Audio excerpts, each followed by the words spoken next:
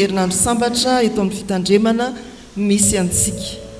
Ny sampana sampanasa fikambanana miaraka amin'ny mpitandrina no mitarika antsika ny amin'izany.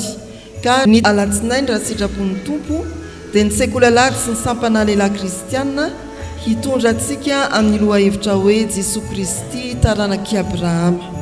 Matthieu 2:7-7. Ny talata 7 volana Desambra ny sampaty sy ny sampana tanora kristianina zokiny amin'ny lohahevitra hoe tsy finoana na amona. Luka 2:20. Ny alarobia 9 volana Desambra ny steke zandriny sy ny sampana vokovokomanga amin'ny lohahevitra hoe fiangonana mpanomana lalana. Jaona 7:7.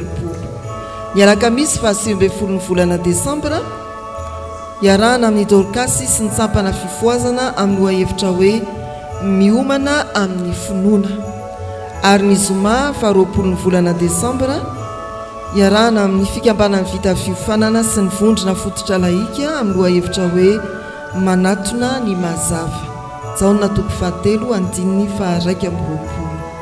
Dia ny tompo hitaridalana antsika hiara-hazakazaka amin'izany herinandro sambatra izany mba ho krismasy fiadanana ny krismasintsika amin'ity taona ity.